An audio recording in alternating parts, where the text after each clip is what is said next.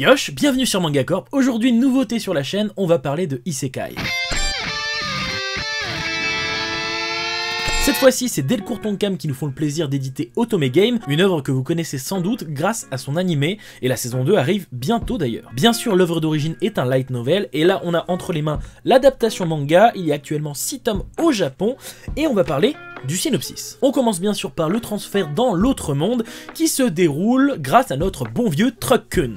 Bon, je dis ça, mais on sait pas si c'est un camion. Il y a eu un accident de voiture, notre jeune japonaise, notre jeune héroïne s'est fait transférer dans un autre monde, ou plutôt s'est fait réincarner. En effet, elle retrouve ses souvenirs de sa vie passée à l'âge de 8 ans quand elle trébuche, tombe et se cogne la tête, ma foi plutôt fort étant donné que ça va laisser une cicatrice pendant plusieurs années. Après avoir repris ses esprits, ce qui va par la suite lui sauter aux yeux, c'est le fait que son prénom, son nom, ce monde, lui disent quelque chose. En effet, elle a été transférée, réincarnée dans le monde du jeu vidéo qu'elle était en train de terminer. Alors pourquoi pas, personnellement j'aimerais beaucoup me réincarner dans un jeu vidéo. Le problème c'est que là, elle a été réincarnée en la méchante. Voilà, et évidemment, dans le jeu original, ça ne se termine pas bien pour elle. Dans les bonnes fins du jeu, elle se fait exiler, et dans les mauvaises fins, elle tue l'héroïne et se fait ensuite tuer par le compagnon de cette dernière. Bref, elle comprend vite qu'elle va devoir tout faire pour survivre. Et oui, je vous vois derrière qui attendiez de l'action. Non, là on est sur un isekai vraiment différent qui marche très bien. Du moins si vous n'êtes pas accro à fond à l'action. Là on a de l'humour, on a des personnages vraiment très attachants, dont bien évidemment notre héroïne qui est très drôle et surtout qui va être au centre de tout finalement.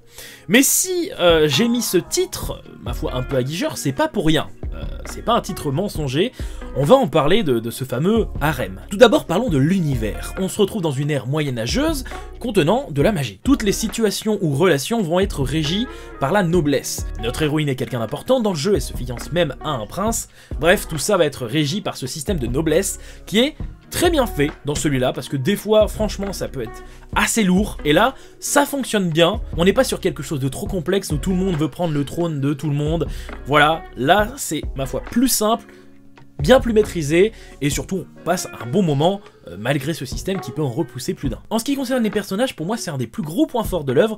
Il y a de tout, et tout est intéressant. Pour moi, ils sont tous attachants, même si, bien évidemment, l'héroïne se démarque du lot, parce que elle est, comment dire, elle arrive dans un monde où la noblesse est partout, il y a des étiquettes partout, et elle, c'est juste une japonaise qui souhaite s'amuser, une fille qui est joyeuse, et évidemment, ça va casser un petit peu les codes, et voilà, dans un monde un petit peu strict, franchement, elle se serait fait tabasser, alors que là, il va y avoir beaucoup de personnes qui vont trouver ça amusant, du moins son entourage. À part ça, petit aparté sur les dessins, parce que voilà, c'est toujours sympathique.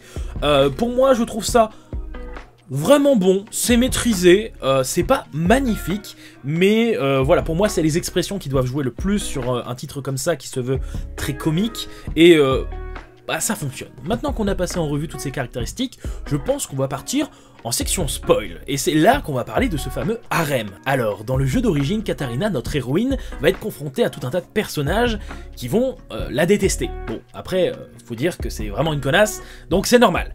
Sauf que là, elle va faire en sorte, du moins pour certaines personnes, de s'entendre bien. Ou plutôt, elle n'a pas le même comportement, donc bien évidemment, la bienveillance engendre de la bienveillance également. Donc que ça soit les deux princes, son demi-frère ou tout le reste, eh bien, ils vont être attachés à cette Katarina, même vraiment attachés, c'est-à-dire que finalement, tout le monde va tomber amoureux ou amoureuse d'elle. Si je dis amoureuse, c'est aussi parce qu'elle va se faire des amis.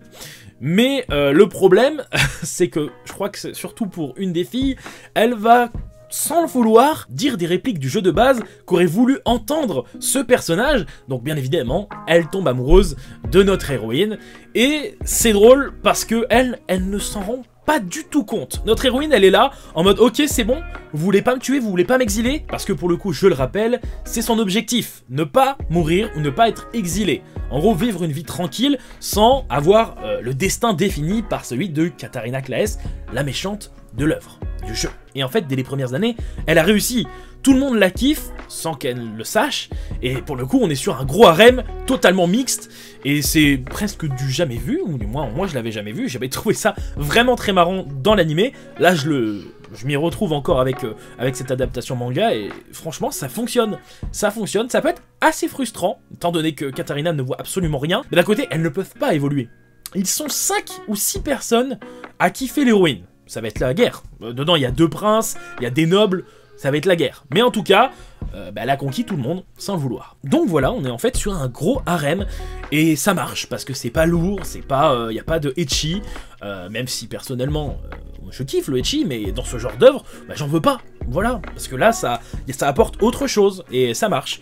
Pour moi, le plus important, c'est l'aspect comique, et les personnages, ces 2 caractéristiques fonctionnent, donc ça marche.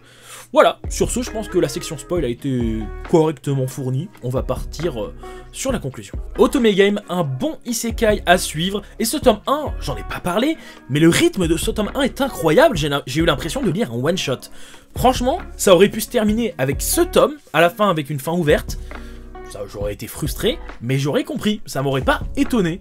Et non, va y avoir une suite, mais en tout cas, franchement, dans ce tome 1, vous en prenez plein la face. C'est bien rythmé, ça va très vite, ça prend un petit peu des éléments de l'animé, on va pas se mentir qu'il y a certains éléments qui n'y sont pas, mais ça ne m'a pas dérangé. Voilà, ça fonctionne bien, c'est maîtrisé, c'est sympa, c'est un isekai, on garde certains codes, le fait qu'elle ait des connaissances sur l'univers, par exemple, c'est toujours un petit plus qu'on apprécie. Voilà, n'hésitez pas à me dire votre avis en commentaire.